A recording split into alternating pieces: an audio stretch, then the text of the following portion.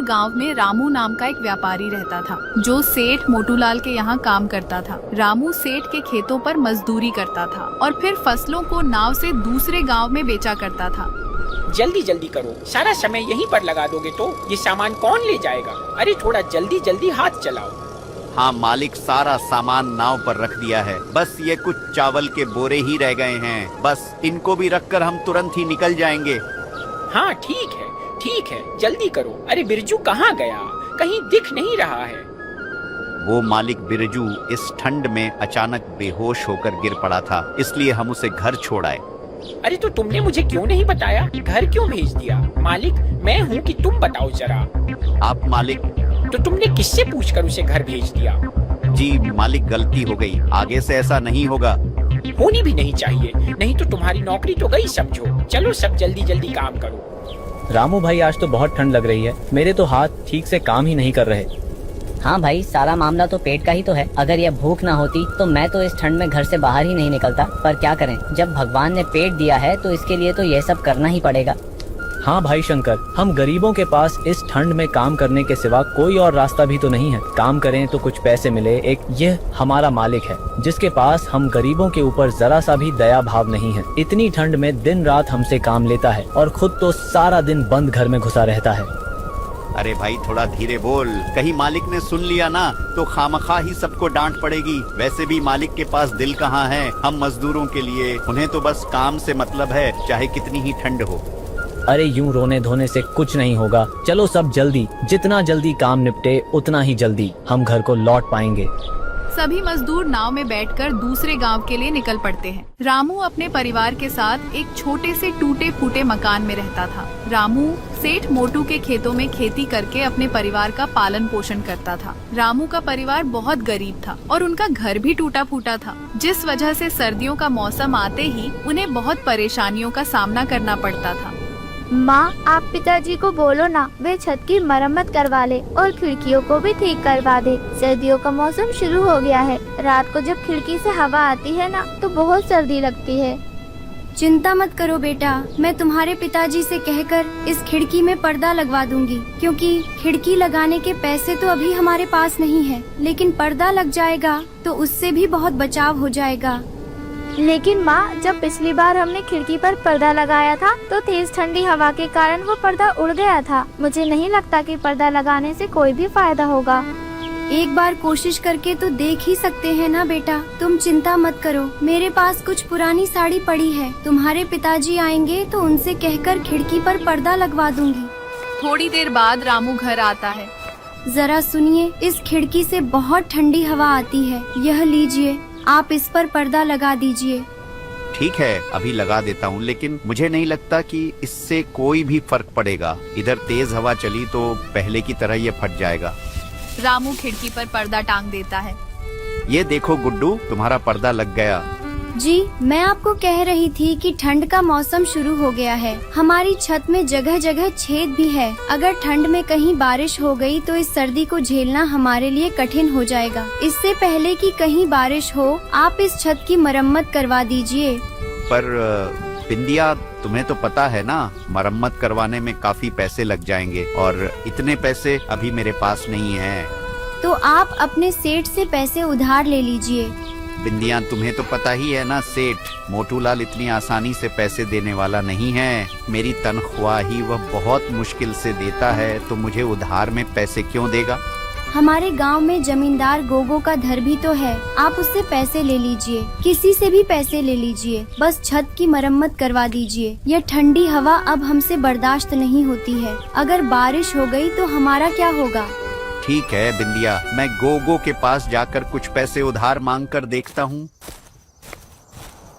थोड़ी देर बाद रामू जमींदार गोगो के पास पहुँच जाता है। अरे आओ रामू, कहो कैसे आना हुआ? आखिर इतने दिनों बाद अचानक तुम्हें हमारी याद कैसे आ गई? जमींदार जी, मुझे कुछ पैसे उधार चाहिए थे।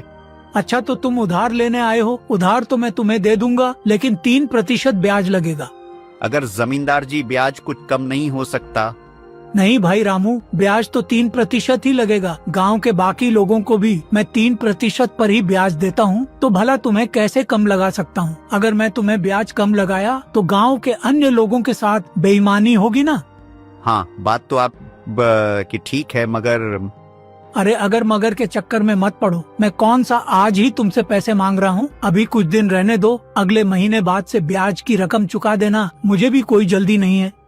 ठीक है जमींदार जी, तो आप मुझे 3% ब्याज पर ही पैसे दे दो। रामू जमींदार से पैसे लेकर अपनी छत की मरम्मत करवा लेता है। देखो बिंदिया, अब तो छत की मरम्मत भी हो गई है और खिड़कियां भी ठीक हो गई हैं। अब घर में ठंडी हवा भी नहीं आ रही है। अब हमारी ठंड भरी रात आराम से गुजर जाएगी। जी हाँ, बड़े दिनों बाद आराम मिला है घर में, वरना ठंडी हवाओं से तो पूरा शरीर कांप रहा था। इस तरह रामू का परिवार के दिन खुशहाल बीत रहे थे। रामू का काम भी अच्छा चल रहा था।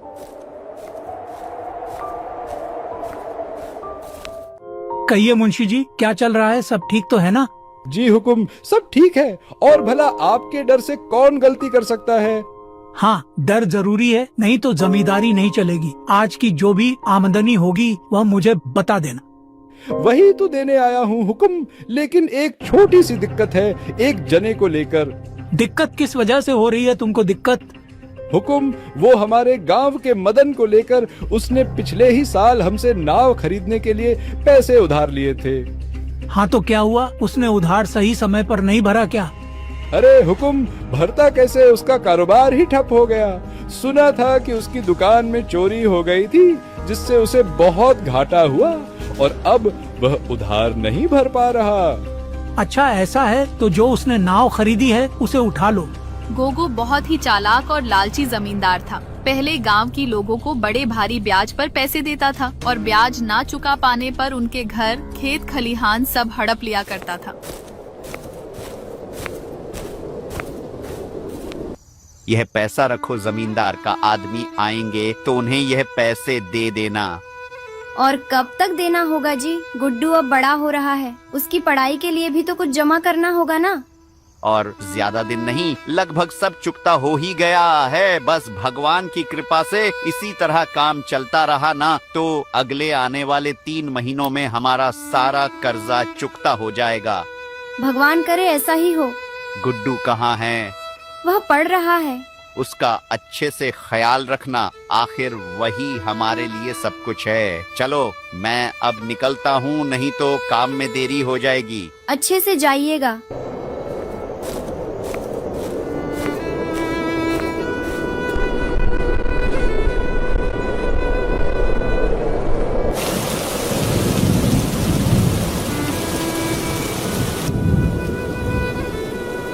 हे भगवान, बारिश होने लगी। ना जाने तुम्हारे पिताजी कहाँ रह गए। भगवान करे सब ठीक हो।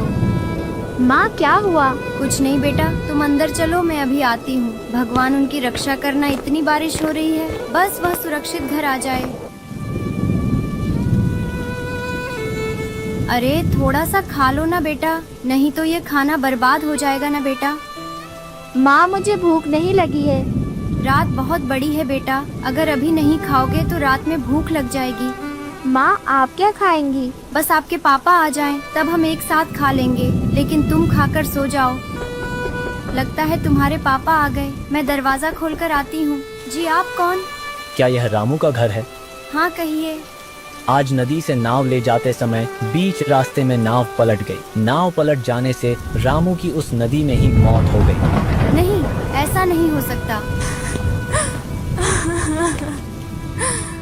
इसके बाद बिंदिया अपने जीवन में अकेली पड़ जाती है। उसके जीवन की सारी खुशियाँ चली जाती है। वह खुद तो दूर, वह अपने बेटे को भी 3 वक्त का ढंग से खाना भी नहीं खिला पाती है। ऊपर से जमींदार के पैसे ना लौटाने पर उसको खूब खरी खोटी सुननी पड़ती है। वह दिन के आधे समय में सिर्फ रोती रहती थी। उसे जीने की कोई इच्छा न थी, इसलिए वह खुद को मारना चाहती थी। लेकिन यह सब सोचते ही उसे अपने बेटे की याद आ जाती थी।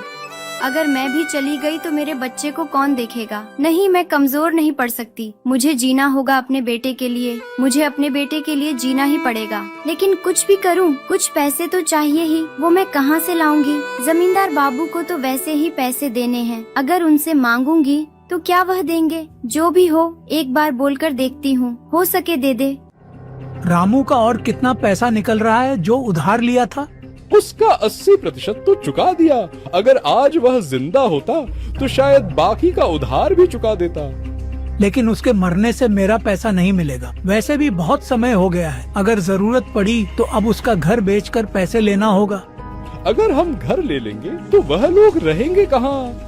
ये मेरा सर दर्द नहीं है, वह उन्हें समझने दो। मैंने जो कहा है वह जाकर करो। जी आप दोनों कैसी बातें कर रहे हैं? बेचारी विधवा कहाँ से भरेगी अब आपका ब्याज, और अब आप उसका घर लेने की भी बात कर रहे हैं। इतनी ठंड में वह बेचारी अपने बच्चे के साथ कहाँ जाएगी? कम से कम उन दोनों के बारे में तो सोचो। उन दोनों का क्या कसूर? एक तो वैसे ही उनके सर पर मुश्किलों का पहाड़ टूट पड़ा है, और आप इस ठंड में उनसे उनकी छत भी छीनना चाहते हैं। आप ऐसा मत कीजिए। यहाँ क्या कर रही हो तुम? तुम्हें कितनी बार कहा है मेरे व्यापार में बार बार दखल अंदाजी मत किया करो। तुम्हारा काम घर में झाड़ू पोछा करना है, जाओ और अपना काम करो।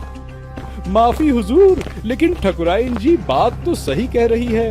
इतनी ठंड में वह बेचारे कहाँ जाएंगे? मैं क्या कह रहा था हुजूर, रामू ने जितना पैसा दिया था उससे कहीं ज्यादा उसके घर की कीमत है। इसलिए आप वह घर ले लीजिए और उन्हें नदी किनारे वाला आपका जो पुराना घर है ना, वह उनको दे दीजिए, और थोड़े बहुत पैसे भी दे देना। वैसे भी वह घर कब से वीरान पड़ा हुआ है, क्या पता कब नदी में बह जाए, और इसके लिए आपको कोई दोष भी नहीं दे सकेगा। वैसे भी अगर इतनी ठंड में आप उनको घर से बाहर निकालेंगे और यह बात गांव में फैलेगी तो आपकी बहुत बदनामी होगी, लोग आपको बेरहम समझेंगे। बात तो तुम पते की कर रहे हो मुंशी। ठीक है, जैसा तुमने कहा है वैसा ही करो। जमींदार बाबू, आओ आओ, तुम्हारी ही बारे में बात चल रही थी। ये बताओ, इस बार तुमने मेरा बकाया क्यों नहीं दिया? इसी बारे में तो आपसे बात करने आई हूँ। जमींदार जी, मेरे गुड्डू के बाबूजी जो कुछ भी बचा कर गए थे वह सब तो अब खत्म हो चुका है। अभी 2 वक्त का खाना भी ठीक से नहीं मिल रहा। अभी किस तरह आपके पैसे वापस करूँ? ऐसे तो काम नहीं चलेगा। पैसे जब तुमने लिए हैं तो तुम्हें ही वापस करने होंगे ना। वह तो मैं जानती हूँ, लेकिन मैं छोटे से बच्चे को लेकर क्या काम करूँगी? वैसे मैंने हुक्म से बात तो की है, तुम्हारा जो घर है वह तुम जमींदार जी को दे दो, और बदले में नदी के किनारे वाला जो जमींदार बाबू का घर है ना, वह ले लो, और साथ में कुछ पैसे भी। लेकिन वह घर तो कब से वीरान पड़ा है, वहाँ पर हम किस तरह रहेंगे और क्या खाएंगे? इन पैसों से तुम नदी के किनारे खाली वाली जगह पर खेती कर सकती हो और फसल को बाजार में बेचकर अपना परिवार चला सकती हो। मैं इससे ज्यादा कुछ नहीं कर सकता हूँ। इसके बाद बिंदिया अपने बेटे को लेकर उस घर में चली जाती है। जितना हो सके उसने घर के बगल वाली जगह की सफाई की। इसके बाद उसने उस खाली जगह पर खेती करना शुरू कर दिया। इसके बाद वह बाजार में फसलों को बेचकर अपना घर चलाने लगी।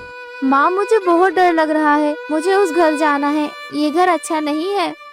वह घर अब नहीं है बेटा, वह घर बारिश में बह गया। हम दोनों इस घर को बिल्कुल नया बना देंगे। जब तुम बड़े हो जाओगे और बहुत पैसे कमाओगे तब हम लोग एक बड़ा घर लेंगे। हाँ माँ, मैं बहुत बड़ा आदमी बनूंगा। जमींदार बाबू के घर से भी बड़ा घर होगा हमारा। ठीक है बेटा, ठीक है। अभी बाहर मत जाना। बेटा, तुम जाकर बिस्तर पर बैठो, मैं अभी आती हूँ। बिंदिया सुबह देखती है कि छत पर से पानी गिरने के कारण जमीन के नीचे गड्ढा बन गया है। भला यह क्या हुआ? इतना बड़ा गड्ढा कैसे हो गया? तभी बिंदिया की नजर उस गड्ढे के किनारे एक चमकती चीज पर जाती है। गड्ढे के अंदर अब यह क्या है जो चमक रहा है? थोड़ा मिट्टी हटाकर देखती हूँ। बिंदिया उस मिट्टी को हाथों से हटाती है। अरे, ये तो सोने के सिक्के हैं। सोने के सिक्के से भरा मटका। इन सिक्कों के बारे में अगर जमींदार बाबू को पता चल गया तो वह तो सब लेकर चले जाएंगे। आज ही मुझे ये सब लेकर यहाँ से चले जाना होगा। इसके बाद बिंदिया सिक्कों को अपने झोले में रखकर अपने बेटे को साथ लेकर उस गांव से हमेशा हमेशा के लिए चली जाती है। फिर किसी और गांव में जाकर घर खरीद